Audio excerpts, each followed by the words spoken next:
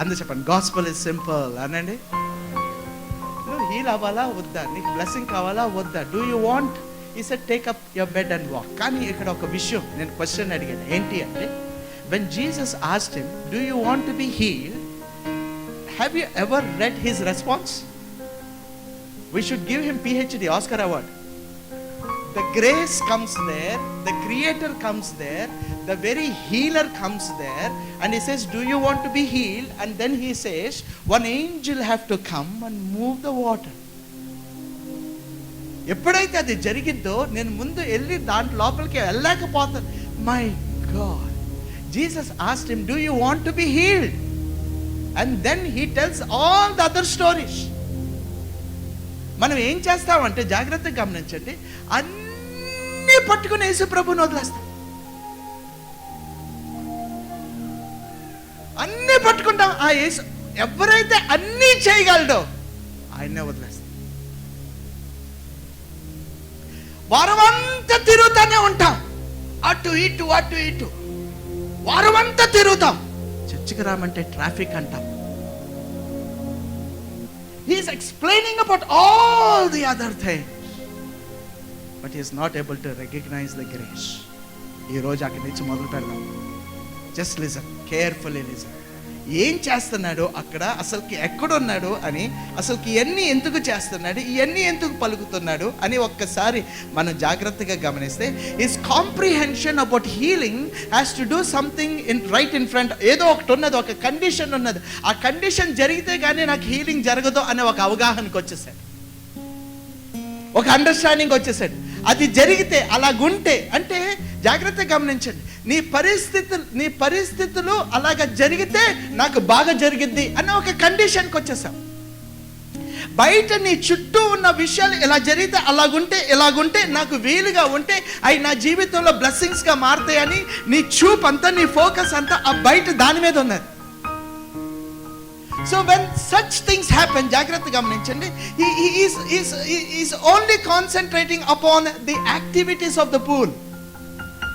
So ఎప్పుడైతే అలాంటిది వస్తుంది, and it is not about God, దేవుడి గురించి కాదు, అక్కడ పూల్, ఆ పూల్ ఆ నీళ్లు కదలాలి.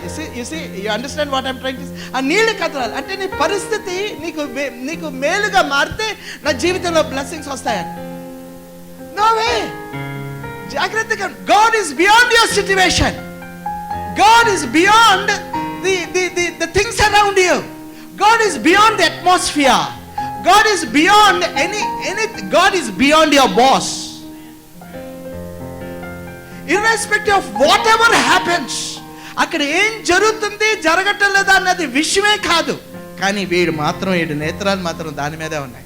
చాలా మంది నేత్రాలు అలాగే ఉంటాయి. అవి అలాగ మారితే నాకు మేలు జరుగుతాయి, అవి ఇలాగా ఉంటే ఇది అలాగుంటే ఇది ఇలాగ ఉంటే నా జీవితం కరెక్ట్గా స్ట్రక్చర్లోకి వచ్చేస్తుంది అన్న ఒక విషయంలోకి వెళ్ళిపోయినప్పుడు, అప్పుడు జాగ్రత్తగా గమనించండి, ఏమవుతుంది అంటే అలా జరిగితే ఇలాగ జరిగిద్ది అన్న దాంట్లోకి మీరు వెళ్ళిపోతే ఒక జ్ఞానాన్ని ఒలకపోస్తాను, పట్టుకోండి. All right.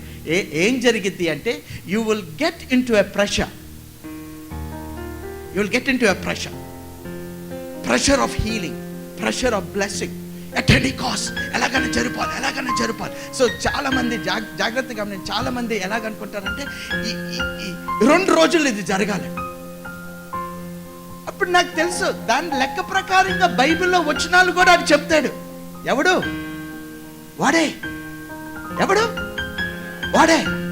వాడు వచనాలు యేసు ప్రభు కూడా చెప్పాడు, బైబిల్లో ఉన్న వచనాలు. సో ఆ వచనాలు వచ్చి చెప్తాడు. ఏం వచనాలు?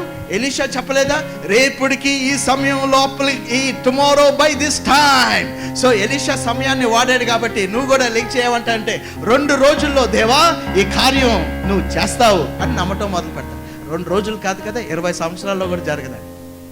అప్పుడు నేను ఏం చేస్తావు? What will you do? ఏం చేస్తావు?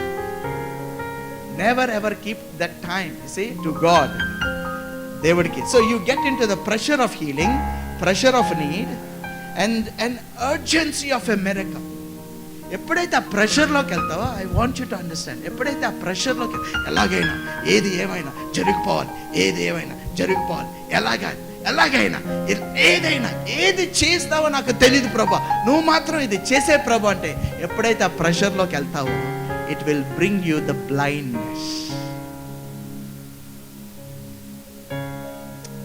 You will get into that blindness. You will have some spell over you. You understand spell? You will have a spell, a type of spell. Turn to your neighbor and say, the spell of the law was over him. Anandi? The spell of the law was over him. ఒక ప్రెషర్లోకి, బ్లైండ్నెస్లోకి తీసుకెళ్తారు. ఎంతమంది క్రైస్తవులు ఆ బ్లైండ్నెస్లో ఉంటారు? ఎంతమంది ఉంటారు?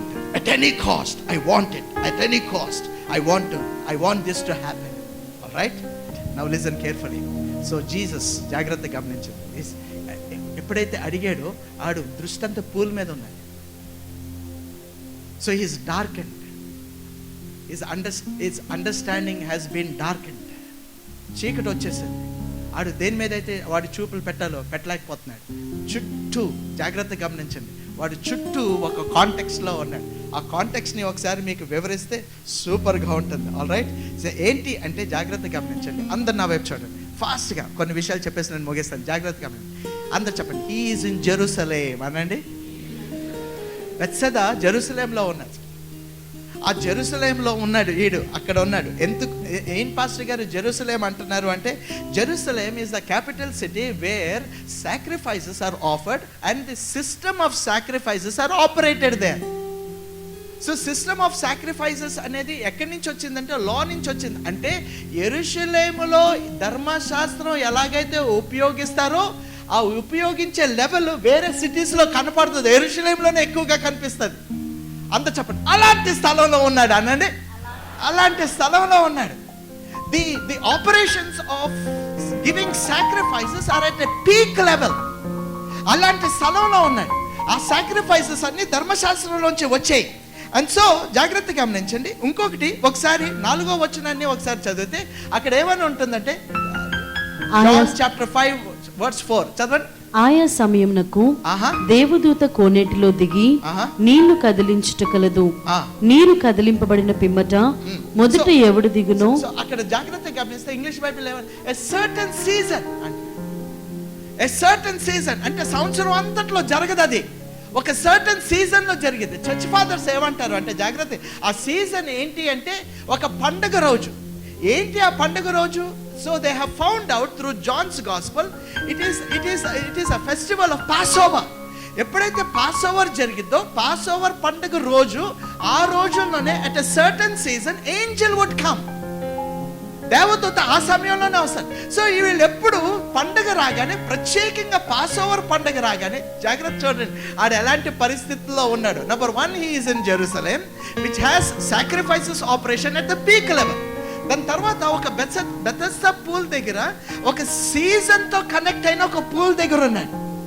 ఏంటి ఆ సీజన్ అంటే, ఒక పండుగతో కనెక్ట్ అయిన ఒక పూల్ తో ఉన్నాడు. ఆ పండుగతో కనెక్ట్ అయిన పూల్ ఏంటి అంటే, ఆ పండుగ ధర్మశాస్త్రంతో కనెక్ట్ అయి ఉన్నది. ఆ ధర్మశాస్త్రంలో ఉన్న పండుగ ఏంటంటే పాస్ ఓవర్. ఆ పాస్ ఓవర్ పస్కా పండుగ రోజు వాళ్ళు ఏం చేస్తారంటే, అందరూ వాళ్ళ బలుల్ని తీసుకొస్తారు యెరూషలేంకి. బలులు, గొర్రె పిల్లల్ని తీసుకొస్తారు. వాళ్ళ బలుల్ని తీసుకొచ్చి, and it is a time when the sacrifices are at peak. It is a time when you can obviously tangibly see the presence of the law. Tangible గా ధర్మశాస్త్రం అంటే ఏంటో ఆ పాస్ ఓవర్ పండుగకి మీరు యెరూషలేంకి వెళ్ళిపోతే మీకు ఈజీగా కనపడిపోతుంది ధర్మశాస్త్రం ఎంత పవర్ఫుల్ గా వాళ్ళు అక్కడ ఆపరేట్ చేస్తున్నారు. So he was in that. Turn to your neighbor and say, he was in the law. Anandi, he was in the context of the law. He was in the place of the law. అలాంటి చుట్టూ జాగ్రత్త, అలాంటి విషయాలు చుట్టూ వాడు ఉన్నాడు అని మనం గమనించాలి. అండ్ దెన్ జాగ్రత్తగా గమనించండి, ఎప్పుడైతే మనం అలాంటి చోట్ల ఉంటాం, ప్లీజ్ అండర్స్టాండ్, ఎప్పుడైతే అలాంటి స్థలాల్లో ఉంటామో, జాగ్రత్తగా గమనించండి, ఎప్పుడైతే అలాంటి స్థలాల్లో ఉంటామో మనం అది అయిపోతా ఉంటాం. అది అయిపోతుంది. This fellow was at the Bethsaida, but then that Bethsaida was not operating in mercy. It was full of law, complete round guys, full of law. Even when the grace came and stood beside him, he was not able to understand because he was darkened. Full of law. So ఈ రోజు నేను మీతో మాట్లాడాల్సిన విషయం ఏంటంటే, the place where you are in, the family where you are in, the community where you are in, the church where you are going is really important. Really important, చాలా ప్రాముఖ్యం. Full లా చుట్టూ ఉన్నాడు. ఒక చిన్న విషయం చెప్తాను, జాగ్రత్తగా గమనించండి. అక్కడ చదివితే మీకు ఏం కనపడుతుంది అంటే, 2వ వచనం చదవండి. ఒక విషయాన్ని నేను మీకు చూపిస్తాను. యెరూషలేములో వరకు నేను యెరూషలేము గురించి చెప్పాను. యెరూషలేములో గొర్రెల ద్వారము దగ్గర at the sheep gate, కొన్ని వర్షన్స్ షీప్ మార్కెట్ అండి, షీప్ గేట్, షీప్ డోర్. ఏంటదండి? What is the sheep door? Listen carefully. గొర్రెల ద్వారం దగ్గర అంటే జాగ్రత్తగా గమనించండి. నెహెమియా, మీరు ఇంటికి వెళ్ళి నెహెమియా 3వ అధ్యాయం చదివితే, నెహెమియా ఆ డోర్ని, ఆ గేట్ని రిపేర్ చేశాడు. చాలా చక్కగా రిపేర్ చేశాడు. రిపేర్ చేసి దానికి చాలా కల్చరల్ కనెక్షన్స్ ఇచ్చాడు దానికి. ఆ షీప్ గేట్ అని ఎందుకంటామంటే, it is the place where the sheep enters. And when the sheep enters, they enters for a sacrifice. So the sheep gate, అక్కడున్న గొర్రెల ద్వారం దేనికి సూచనగా ఉన్నది అంటే, we are all sinners. జాగ్రత్తగా మనందరం పాపలమే. ఆ పాపానికి, పాప క్షమాపణకి ఒక బలి అవసరం. ఆ బలులకి గొర్రెల అవసరం. ఆ గొర్రెల ద్వారం చూడగానే ఈ స్టోరీ అంతా జ్ఞాపకాలకు వస్తుంది. It's all about the law. ఆడు ఆ లా చుట్టూ ఉన్నాడు, ఆ లా మధ్యలో ఉన్నాడు. యెరూషలేంలో కాదు, యెరూషలేం మధ్యలో ఉన్నాడు. ఆ యెరూషలేం మధ్యలో, ఆ లా మధ్యలో చాలా స్ట్రాంగ్ గా షీప్ గేట్ ఎదురుగుండా ఉన్నాడు. ఆ షీప్ గేట్ ఎదురుగుండా కూర్చున్న వీడికి ఎప్పుడు ఒకే ఒక అండర్స్టాండింగ్ ఏంటి అంటే, నేను పాపిని. నీ చుట్టూ ధర్మశాస్త్రం ఉన్నది, నీ చుట్టూ ధర్మశాస్త్రం ఉన్నది. ధర్మశాస్త్రంతోనే నీకు అర్థం కాకుండా నువ్వు ధర్మశాస్త్రంలో ఉన్నావు. The sheep gate was giving him the information that he is a sinner, there is a sacrifice needed. ఆ షీప్ గేట్ ఎదురుగుండా ఉన్నాడు. Listen carefully. ఒక చిన్న మాట చెప్తానండి, జాగ్రత్తగా గమనించండి. షీప్ గేట్ గురించి చెప్తా ఉంటుంటే one amazing thing came in to my mind. Amazing thing, super. ఈ షీప్ జాగ్రత్తగా గమనించండి. అందరు చెప్పండి, షీప్. అందరు గట్టిగా పక్కన ఉన్న వాళ్ళకి చెప్పండి, గట్టిగా చెప్పండి. ఈ గొర్రెలు లోపలికి వెళ్ళటమే, బయటికి రావటం ఉండదు అనండి. Please make that point. ఈ గొర్రెలు లోపలికి వెళ్ళటమే, బయటకు వచ్చే ప్రస్తావనే లేదు. ఎందుకంటే లోపలికి వెళ్ళగానే అవి అయిపోతాయి. They are sacrificed. Once they enter into that gate, they are sacrificed, they are gone. They enter in for the dying, for dying. వాళ్ళు మరణించడానికి అవి లోపలికి వెళ్తున్నాయి. మరణాన్ని ఎదుర్కొంటానికి అవి లోపలికి వెళ్తున్నాయి. వాటికి ఉన్న స్టోరీ ఒకటే, only one story line, death. It's only death. ఎప్పుడైతే ఆ షీప్ గేట్ నేను చూస్తున్నానో, అక్కడ కూర్చున్న ఈ ఇంపార్టెంట్ మ్యాన్ కూడా ఒకే ఒక story line. It is in a linear line. ఏంటి అంటే, పుట్టాను చచ్చిపోతున్నాను. మరణించటం అనేది మెయిన్ సబ్జెక్ట్ అక్కడ. ఈ లోకంలో మనకి ఏంటి అంటే మరణమే. This world is wicked, filled with death around. Everywhere there is death. And now grace comes, Jesus comes. ఎప్పుడైతే యేసు ప్రభు వచ్చాడో, ఆయన ఏమంటున్నాడంటే, యోహాను సువార్తలో ఐ యామ్ ద డోర్ అంటున్నాడు. నేనే ఆ ద్వారాన్ని అంటున్నాడు. నేనే ఆ ద్వారాన్ని అన్న మాటని ఒకసారి మనం చదివితే, my God, we will celebrate. John chapter 10 verse 9. Somebody read it for me in English. ఎవరైనా ఇంగ్లీష్ లో చదువుతారా? యోహాను సువార్త 10వ అధ్యాయం 9వ వచనం ఒకసారి చదవండి ఫాస్ట్ గా. It says, చదవండి 9వ వచనం. I am the door. By me, if any man, listen carefully, if any man, law ఏం చెప్తుందంటే, if any man enter in, పక్కనలో వచ్చేసి only one way traffic, brother అనండి. Only one way traffic, there is no way out. You enter in and you are dead. అక్కడ ఉన్న లా, sheep gate అన్నది, you enter in. అక్కడ గొర్రెలు లోపలికి వెళ్ళి అంటే బయటకు వచ్చే ప్రస్తావనే లేదు. But Jesus says, if any man enter in, he shall be saved and he shall go in and out. Oh my God, he will go in and he will come out. You will go in and you will come out. The message that comes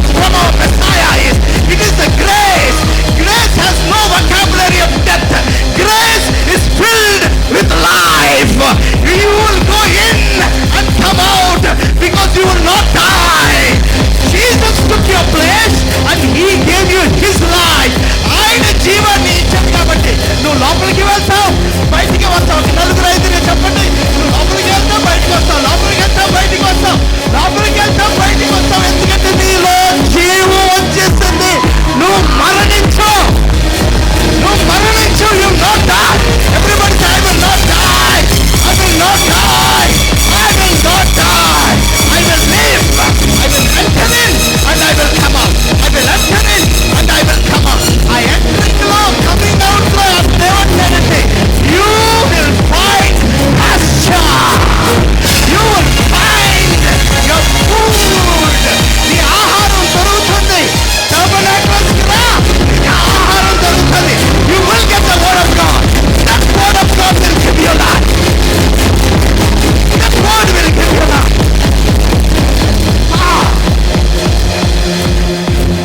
ఆ Bethesda కొన్నింటి దగ్గర నువ్వే కూర్చుంటే Jesus would come and say, see me, I am the door. ఆ sheep gate చూసావనుకో, ఇక ఆ పాపమే గుర్తొస్తుంది. ఆ పాపానికి బలి అర్పించే బలిలే నీకు గుర్తొస్తాయి. లోపలికి ఒకసారి అయ్యి లోపలికి ప్రవేశించిన అంటే అవి బయటికి రాలేవు. But I'm the door. You enter in and you come out. Turn to your neighbour and say, congratulations, you received grace అనండి. Grace has no vocabulary of death. Grace has a vocabulary of life.